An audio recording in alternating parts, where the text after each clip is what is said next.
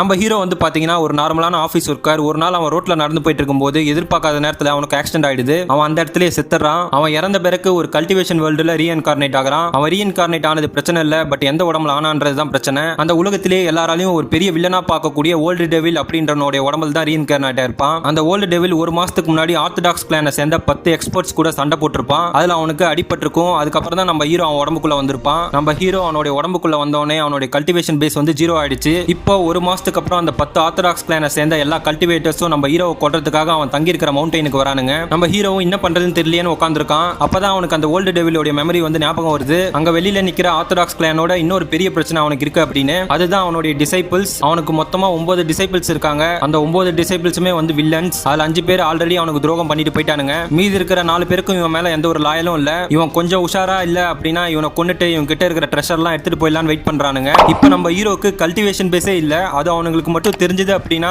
அந்த orthodox clan members வந்து இவனை கொல்ல தேவையில்ல. இவனோட டிசேபிள்ஸை இவனை கொண்டுடுவானுங்க. நம்ம ஹீரோ என்ன பண்றதுன்னு தெரியலன்னு உட்காந்துருக்கான். அப்பதான் அவன் முன்னாடி ஒரு சிஸ்டம் பாப்பப் ஆகுது. சிஸ்டம் வந்து வெல்கம் ஹோஸ்ட், நான் தான் மெரிட் சிஸ்டம். ஹோஸ்டோட பாடி ரொம்ப வீக்கா இருக்கிறதுனால உங்களுக்கு பிகினர் கிஃப்ட் தரோம் அப்படின்னு சொல்லிட்டு சிஸ்டம் வந்து அவனுக்கு ஒரு reversal card, 3 pick card, 6 critical block card தருது. நம்ம ஹீரோ இப்போதைக்கு இதுவாது கிடைச்சதுன்னு கொஞ்சம் சந்தோஷப்படுறான். அப்போ ஆர்த்தடாக்ஸ் கிளான் மெம்பர் வந்து அவனோட ஷீல்டை உடைக்க ஆரம்பிச்சிட்டானுங்க. நம்ம ஹீரோ சும்மாவே உட்கார்ந்து இருக்கிறத பார்த்த டிசைபிள்ஸ் வந்து மாஸ்டருக்கு உண்மையாவே அவனுங்க சொன்ன மாதிரி அடிபட்டிருக்குமோன்னு யோசிக்கிறானுங்க. நம்ம ஹீரோ இதுக்கு மேல வெயிட் பண்ண இந்த டிசைபிள்ஸை என்ன ஏதாவது பண்ணிடுவானுங்கன்னு சொல்லிட்டு அவனுடைய பீக் கார்டை யூஸ் பண்றான். அந்த பீக் கார்டு வந்து பாத்தீங்கன்னா அரை மணி நேரம் ஒர்க் ஆகும். அந்த அரை மணி நேரத்துல எல்லாரோட நம்ம ஹீரோ தான் பவர்ஃபுல்லா இருப்பான். சோ நம்ம ஹீரோ அந்த பீக் கார்டை ஆன் பண்ணிடுறான். அவனை சுத்தி உள்ள ஆறாலே வந்து பாத்தீங்கன்னா அவனோட டிசைபிள்ஸ் எல்லாம் தூக்கி வீசப்படுறானுங்க. நம்ம ஹீரோ அந்த பவரோட வேகமா மேல பறந்து அவனுடைய அல்டிமேட் டெக்னிக்கான கெலஸ்டியல் பிளெஸிங் அந்த ஆர்த்தடாக்ஸ் கிளான் மெம்பர் மேல யூஸ் பண்றான். ஜஸ்ட் ஒரே ஒரு ஸ்ட்ரைக் தான் பண்றான். அந்த ஒரு ஸ்ட்ரைக்லயே ஆயிரக்கணக்கான கல்டிவேட்டர்ஸ் வந்து சாம்பலா போறானுங்க. அவ்வளவு பெரிய மலையை வந்து பாத்தீங்கன்னா 2ஆ பொளந்துட்டான்.